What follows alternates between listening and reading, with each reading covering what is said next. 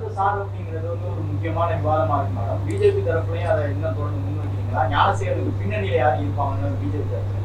ஆமாங்க, அதுதானே கேள்வி கேட்டுட்டு இருக்கோம். யார் அந்த சார்? சார் சொல்லி தான் விட்டோம். யார் அந்த சார்? போலீஸ் என்ன சொல்றாங்க, மொபைல் ஆப்ல மோட்ல இருந்துச்சு, அவங்க இல்ல அவர் மிரட்டுறதுக்காண்டி அந்த தன்னோட கருத்துக்கு இணங்க வைக்கிறதுக்காண்டி அப்படி மிரட்டி இருக்காரு அப்படிங்கிற மாதிரி போலீஸ். எங்க போலீஸ் அப்படி பதில் சொல்லலாமா?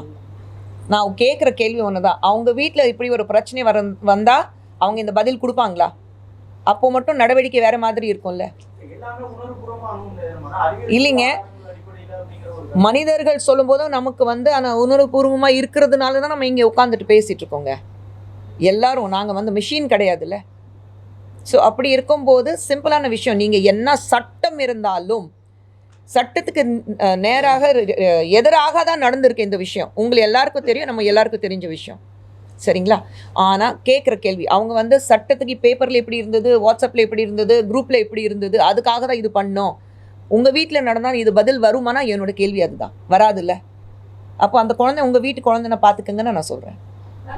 தேசிய மகளிர் ஆணைய பொறுப்புல இருந்து நீங்க விலகியதுக்கு பிறகு ரொம்ப பெருசா நிகழ்ச்சிகளை பார்க்க முடியல. கட்சி நிகழ்ச்சிக்கு உங்களை அழைக்கல அப்படின்றதெல்லாம் பேசி இன்னைக்கு எங்கே இருக்கேன்? இன்னைக்கு இங்கே இருக்கேன். நான் எங்கேயுமே வந்து ஃபர்ஸ்ட் ஆஃப் ஆல் அன்றைக்கி நடந்த விஷயம் வந்து ரொம்ப தவறானது.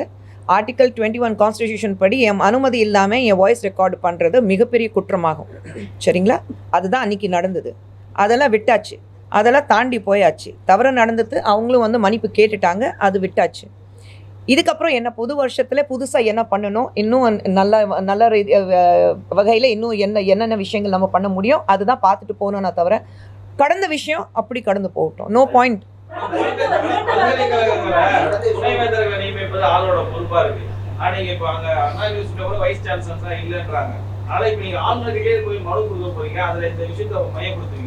அவங்க தான் பதில் சொல்லுவாங்க.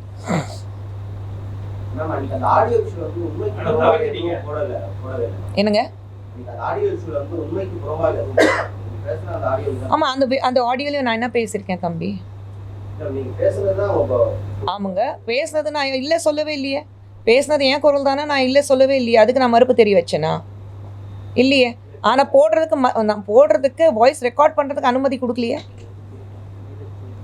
பிரீச் ஆஃப் ட்ரஸ்ட் அது ஒன்று இருக்கு.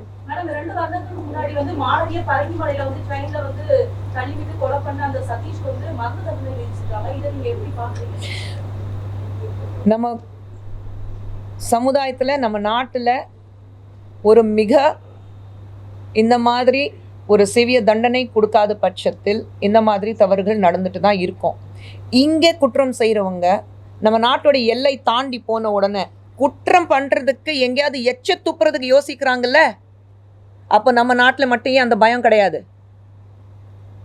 ரோடில் ஒரு ட்ராக்ல போயிட்டு இருக்கும்போது ரோடு ட்ராக் மாறி நீங்கள் வேற லேனில் போகிறதுக்கு பயப்படுவாங்கல்ல. ஒரு சிக்னலில் நிற்கும் போது ரெட் இருந்தால் எல்லோ விழுந்தாலும் உட்காந்து நின்றுடுவாங்கல்ல. அதை தாண்டி போகக்கூடாது. ஜெப்ரா கிராசிங் அந்த கோடு இருக்கும், அதை தாண்டியும் போக மாட்டாங்க. நம்ம நாட்டில் மட்டும் ஏன் நீங்கள் வந்து அந்த சட்டத்தை மதிக்க மாட்டேங்கிறீங்க நான் கேட்குறேன்.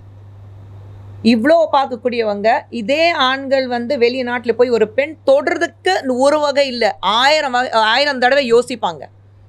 அப்போ நம்ம நாட்டில் இருக்கிற பெண்கள் அவ்வளோ இலவமாக போச்சு. யார் வேணாலும், யார் வீட்டு பெண் இருந்தாலும் நான் தொடுவேன், நான் என்ன வேணாலும் பண்ணுவேன். அந்த சட்டத்தோடைய பயம் ஏன் கிடையாது? இந்த மாதிரி ஒரு மரண தண்டனை, இந்த மாதிரி ஒரு கடுமையான தண்டனை கொடுத்தாதான் அந்த பயம் வரும். நம்ம நாட்டில் பயம் வர வரைக்கும், அந்த சட்டத்தோட பயம் வர வரைக்கும் எதுவுமே நடக்காது. ஏனுங்க? ஏன் இது வரைக்கும் என்ன பிரச்சனை நடந்தது? குஷ்பு சுந்தருக்கு என்ன பிரச்சனை இருக்கு? நல்லா தான் இருக்கேன்.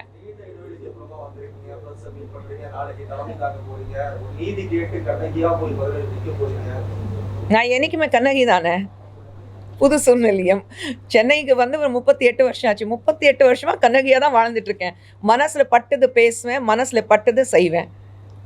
அது ஒன்றும் எந்த மாற்றமும் கிடையாது. குஷ்பு சுந்தர் எப்படி இருந்தாலோ இன்னி வரைக்கும் அப்படிதான் இருக்கா.